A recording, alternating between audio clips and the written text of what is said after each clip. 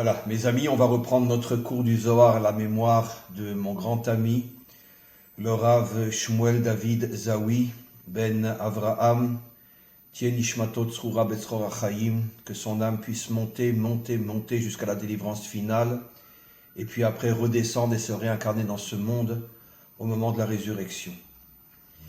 On commence aujourd'hui, comme je l'avais annoncé, des textes qui parlent de la délivrance, du Mashiach. Évidemment, ce n'est pas chaque mot, chaque phrase qui parle de la délivrance et du Mashiach, mais globalement, ce sont des textes qui concernent la délivrance finale et la venue du Mashiach. Aujourd'hui, on va commencer un texte qui est relativement long dans le Zohar, dans le Sefer Bereshit, et c'est la raison pour laquelle je pense que ce cours va durer au moins 2 ou 3 cours. Ce texte, je vais le partager en 2 ou 3 cours et on va commencer aujourd'hui. Juste au niveau de l'introduction, ce texte parle de l'époque où Rabbi Shimon avait déjà quitté ce monde. L'âme de Rabbi Shimon était déjà dans les mondes supérieurs. Il avait déjà accompli sa mission sur terre. Et il avait laissé un très très grand élève dans ce monde, beaucoup plus jeune que lui bien sûr, qui était Rabbi Chia. Et Rabbi Shimon a voulu que l'âme de Rabbi Chia puisse monter dans les mondes supérieurs sans que Rabbi Chia meure, bien évidemment. Bon, c'est un sujet qui est assez délicat à expliquer, comment l'âme d'un vivant peut monter dans les mondes supérieurs et puis après redescendre dans son corps et la personne n'est pas morte. Alors il faut savoir, je ne peux pas rentrer trop dans les détails, mais ce que je dis ce sont des choses vraies, authentiques, qu'il y a différents niveaux d'âme. Évidemment, ce n'est pas toute l'âme qui sort du corps, parce que si toute l'âme sort du corps, il est évident que la personne va mourir. Mais ce sont des niveaux d'âme très très élevés, qui eux montent dans les mondes supérieurs. Les parties, on pourrait dire, de l'âme qui sont vitales pour le corps restent dans le corps, et ce sont uniquement des parties très élevées de l'âme qui montent. On a cette histoire très connue et très authentique du Baal Shem Tov qui, pendant un moment de prière, les parties les plus hautes de son âme sont montées et sont arrivées jusqu'à l'endroit où se trouvait l'âme du Mashiach avant qu'elle ne descende et ne s'incarne dans ce monde, et ils ont parlé, ils ont eu des échanges. Et donc là aussi, à titre d'introduction, c'est ce qui va se passer, que Rabbi Shimon voudrait absolument revoir son grand élève Rabbi Chia qui est resté sur terre, et donc il va agir pour que les niveaux les plus hauts de son âme puissent monter et pour qu'il puisse voir où se tient Rabbi Shimon. Toujours à titre d'introduction, il faut savoir que les âmes des grands justes dans les mondes supérieurs jusqu'à la résurrection continuent à étudier la Torah, bien sûr à un niveau qu'on ne peut même pas imaginer, dont on ne peut même pas parler dans ce monde, parce que l'âme étant libérée de toutes les limites de ce monde, donc automatiquement leur capacité de comprendre la Torah dépasse l'entendement, et il y a donc des milliers, des dizaines de milliers, des centaines de milliers d'âmes des grands justes de toutes les générations qui se trouvent dans ce qu'on appelle les yeshivot shel Ma'ala, dans les centres d'études dans les mondes supérieurs, et ces âmes continuent à approfondir, à étudier la Torah à des niveaux à des niveaux que l'on ne peut même pas encore une fois imaginer. On va commencer à ce texte. Ce texte que nous allons faire aujourd'hui ne parlera pas encore directement de la délivrance et du Mashiach, ce n'est que plus tard, la semaine prochaine, qu'on commencera à parler du Mashiach. Comme on va le voir, l'âme du Mashiach va descendre dans le lieu d'étude où se trouve l'âme de Rabbi Shimon Bar Yochai, dans les mondes supérieurs, et il va y avoir des dévoilements absolument inimaginables. Patar Rabbi Shimon ve'amar. Rabbi Shimon a dit, Yehol Rabbi Chia, je voudrais que l'âme de mon élève, Rabbi Chia, qui est toujours dans ce monde, puisse monter et nous rejoindre dans ce monde supérieur. Parce que je voudrais absolument que Rabbi Chia puisse se rendre compte du niveau de lumière dans lequel se trouvent les âmes des grands justes qui, de génération en génération, quittent ce monde et arrivent dans ces mondes supérieurs. Je voudrais absolument que Rabbi Chia puisse se rendre compte de la lumière inimaginable qui qui se déverse sur les âmes qui ont quitté ce monde pour justement, une fois qu'il reviendra dans ce monde, ça lui donne, on pourrait dire, un désir et une force de pouvoir progresser encore plus et encore plus pour atteindre après des niveaux inimaginables et se retrouver à côté de son maître Rabbi Shimon jusqu'à la résurrection. Zakai uman de alacha belo kisufa. Heureux est celui, dit Rabbi Shimon, heureux est celui qui peut arriver à ce niveau-là sans la moindre honte. Qu'est-ce que cela signifie? On va le voir tout de suite.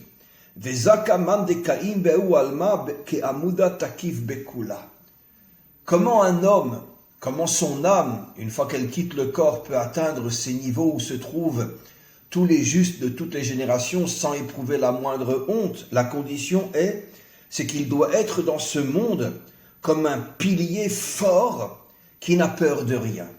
Là encore une fois, une définition du Zohar inimaginable qui confirme combien et combien de cours que j'ai déjà donné à ce sujet.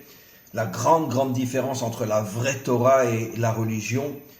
On nous raconte toujours, bien sûr, tous ceux qui n'ont rien compris à la Torah, dans notre religion et dans toutes les religions, que pour pouvoir mériter d'atteindre les hautes sphères des mondes supérieurs, une fois que l'âme quitte le corps, donc il faut être un homme très spirituel, il faut avoir une grande confiance en Dieu, il faut prier, il faut étudier, il faut etc.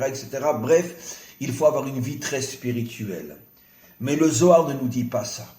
Le Zohar nous dit la condition première, fondamentale, pour qu'un homme puisse après s'élever et monter à des niveaux inimaginables, jusqu'à la résurrection bien sûr, parce que les âmes dans les mondes supérieurs sont en attente de la résurrection pour revenir dans un corps.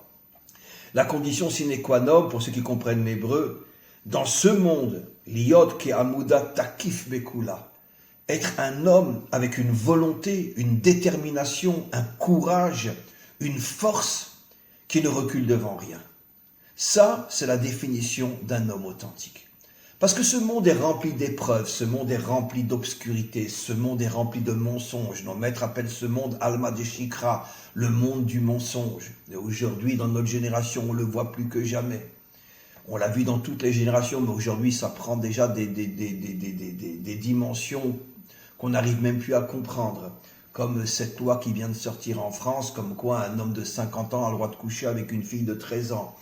Et ne parlons pas de tout le reste, ne parlons pas de tous les grands réseaux de pédophilie qui sont dirigés par la plupart des dirigeants ou des gens puissants dans ce monde, etc. Bref, ce monde est dans un niveau qui, à mon avis, est à la veille de ce qu'on appelle le déluge. On est en train de revenir plus ou moins à la même situation et que Dieu seul sait ce qui nous attend. Mais quoi qu'il en soit, c'est pas le sujet. Il y a tellement de difficultés, tellement d'épreuves personnelles, collectives dans ce monde, qu'il y a, on pourrait dire, différentes catégories d'hommes dans ce monde. Il y a ceux qui s'enfuient dans la drogue qu'on appelle la religion, ou dans la véritable drogue. Ça veut dire qu'ils ont tellement peur de ce monde qu'ils ont besoin de s'inventer un monde artificiel, un monde, comment dirais-je, illusoire, et donc c'est ce que moi j'appelle la religion. Ou quand on est un laïc, la drogue elle-même. De toute façon, il n'y a aucune différence entre la religion et la drogue. C'est exactement la même chose. C'est une fuite. Il y a ceux qui s'écroulent, qui se désespèrent, qui vivent dans la tristesse parce qu'ils n'arrivent pas à affronter les épreuves de ce monde. Et d'un autre côté, ils n'ont pas non plus envie de fuir dans la véritable drogue ou dans la drogue religieuse. Et il y a évidemment tous les méchants, tous les puissants qui, eux, évidemment, profitent de ce monde. Et il y a une autre catégorie d'hommes qui sont les hommes authentiques. Ceux qui sont dans ce monde, qui défoncent les épreuves, qui défoncent les obstacles, qui n'ont peur de rien et qui ne fuient dans aucun monde illusoire, ni dans la drogue, ni dans la religion, ni dans l'argent, ni dans les femmes, ni dans rien. Ils sont là, dans ce monde, ils regardent l'épreuve droit dans les yeux, ils lui disent « dégage, j'avance ». Et quelles que soient les épreuves qu'ils traversent, quelles que soient les difficultés qu'ils traversent, ils se renforcent de plus en plus et de plus en plus et de plus en plus et deviennent de véritables guerriers. Voilà ce que Rabbi Shimon nous révèle. Ça, c'est la condition, la seule véritable condition pour mériter, après la mort, que l'âme puisse monter et atteindre des niveaux inimaginables. Alors évidemment, pour pouvoir être un homme fort dans ce monde et de ne reculer devant aucun obstacle, devant aucune épreuve, devant aucune souffrance. Évidemment qu'il faut être rempli de Emouna, il faut avoir une connexion avec le maître du monde inimaginable. Mais c'est ce que j'appelle moi, enfin ce que Rabbi Shimon explique, je ne fais que traduire en français, une connexion authentique. Parce que quand je m'enfuis dans une église, ou je m'enfuis dans une synagogue, ou je m'enfuis dans un centre d'études, et je ferme la porte, je ne veux plus rien entendre de ce monde, je me drogue. Je n'ai aucune connexion avec le maître du monde, j'ai une connexion uniquement avec mon fantasme.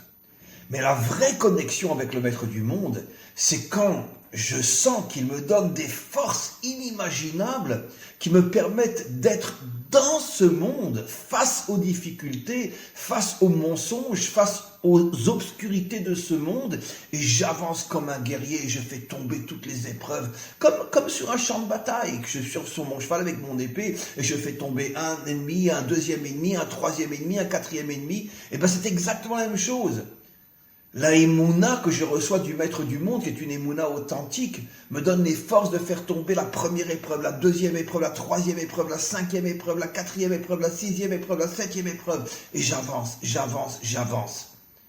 Alors évidemment que si je ne suis pas connecté au maître du monde, encore une fois, je ne peux pas être un guerrier qui fait tomber toutes les obscurités, tous les mensonges de ce monde.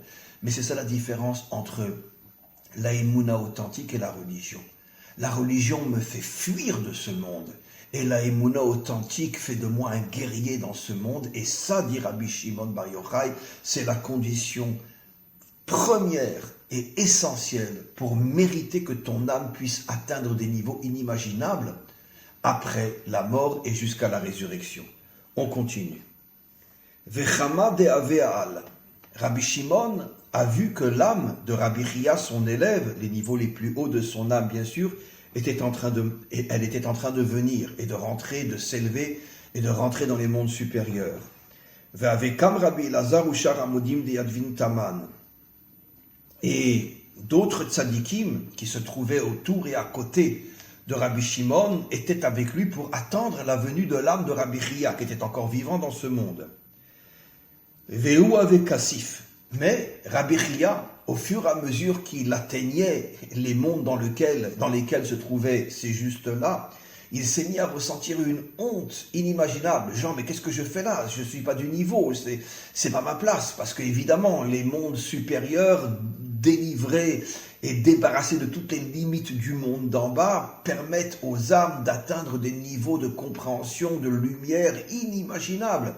Et lui qui malgré tout était encore dans ce monde, et même si son âme arrive à s'élever, elle est encore liée à ce monde, donc elle est encore d'une certaine manière emprisonnée dans toutes les limites de ce monde, donc il a ressenti une honte, une gêne.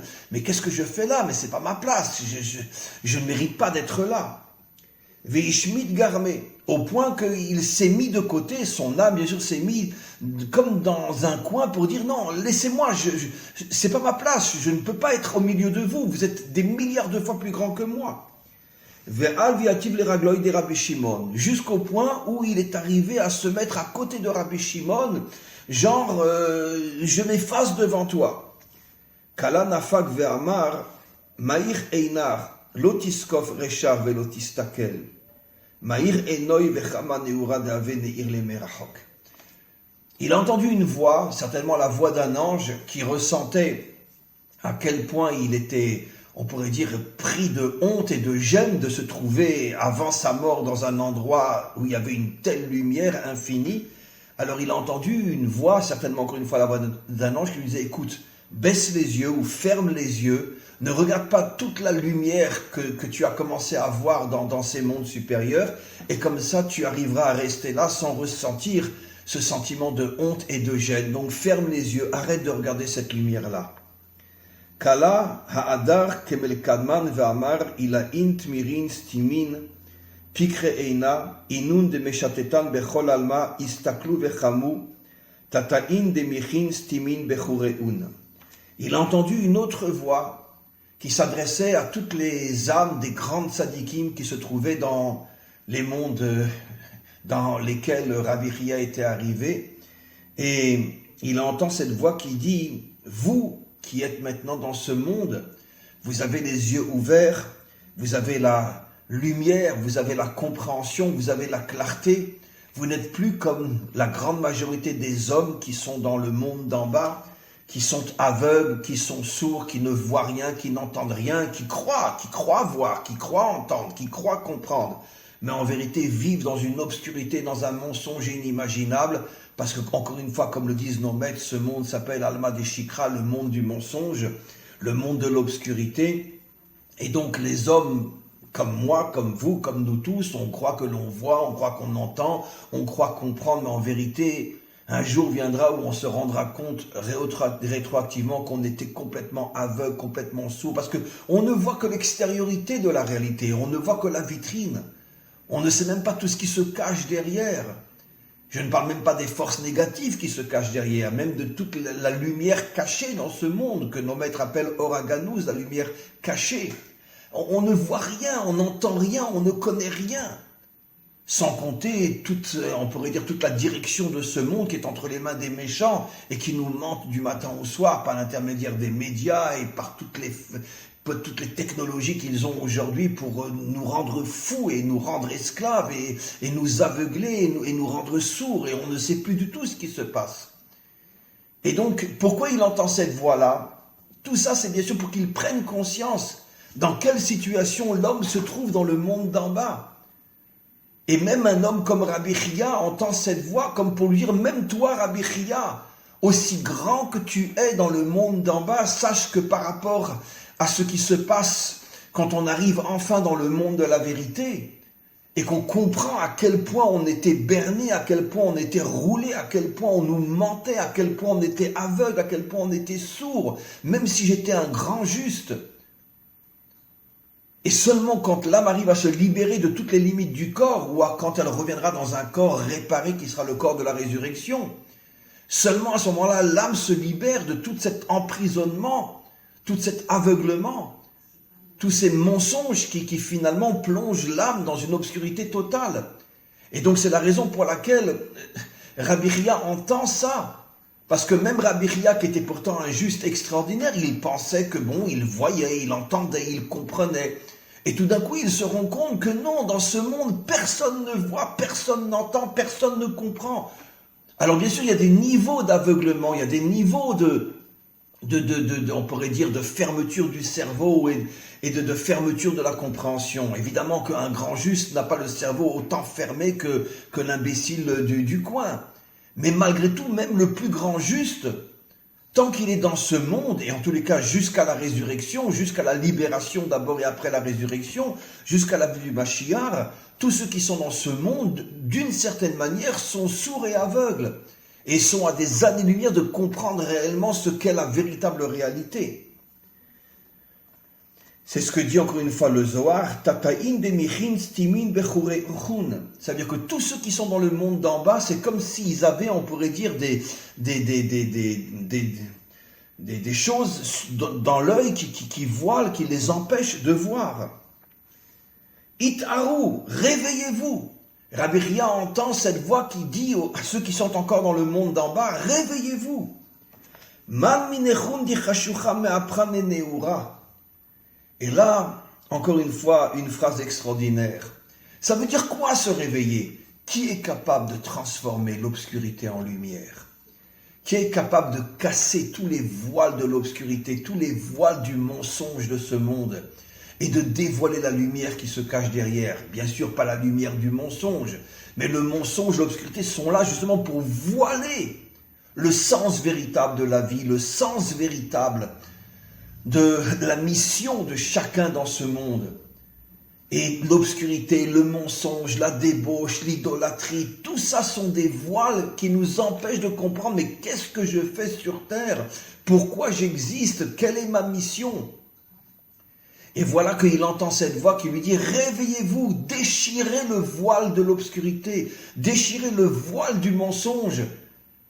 Connectez-vous à la lumière que toutes les forces du mal essayent de cacher dans ce monde pour vous empêcher de réussir véritablement votre vie.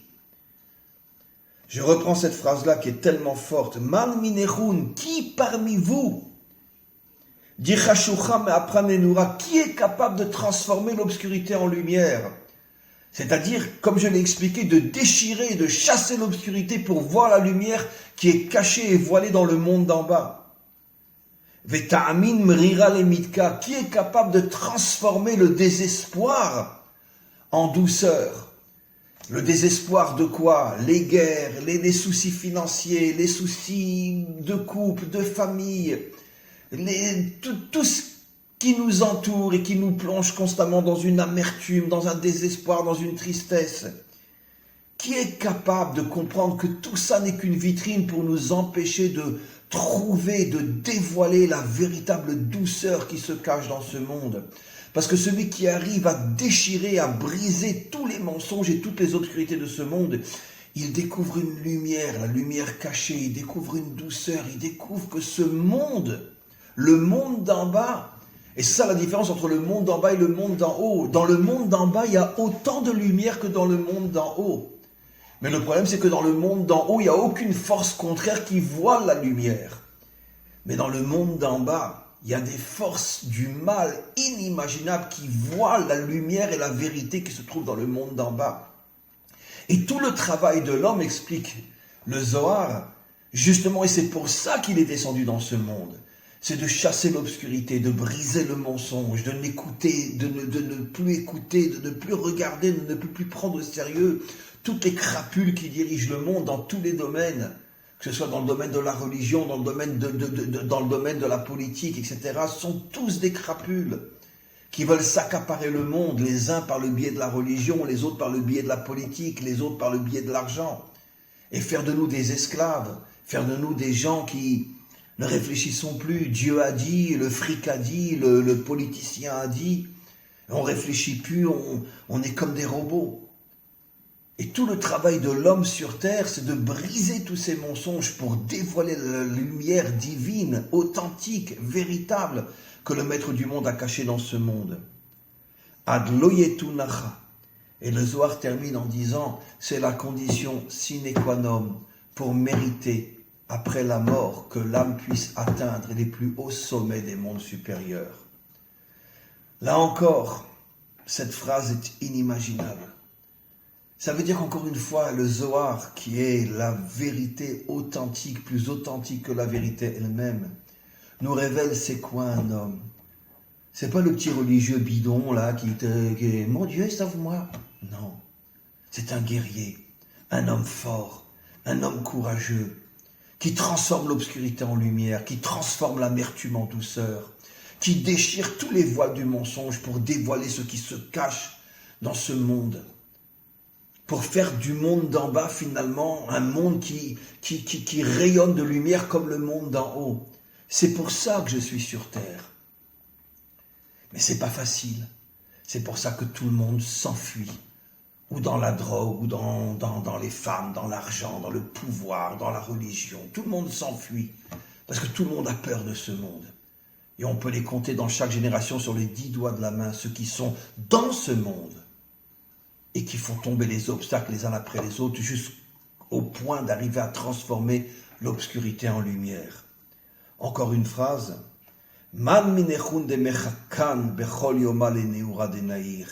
Où se trouvent les hommes dans ce monde qui sont capables tous les jours de transformer un petit peu d'obscurité en lumière? Beshata de malka pakila ilata, veitkare malka mechol almin de alma. Et le Zohar, je termine pour aujourd'hui, conclut d'une manière extraordinaire que l'obscurité la plus forte dans toute l'histoire humaine sera précisément juste avant la délivrance finale. Le monde se remplira et se recouvra d'une obscurité, c'est-à-dire d'un mensonge, d'une hypocrisie, d'une méchanceté inimaginable juste avant la délivrance finale. Et pourquoi? Parce que ça sera justement le travail de la dernière génération.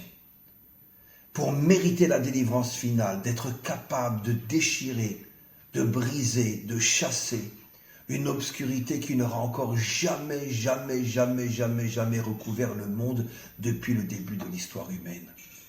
Et bien sûr, la grande majorité n'arriveront pas, mais il y aura une poignée d'hommes et de femmes dans tous les peuples, pas seulement dans le peuple juif, car dans le peuple juif aussi, la grande majorité n'arriveront pas à repousser la lumière.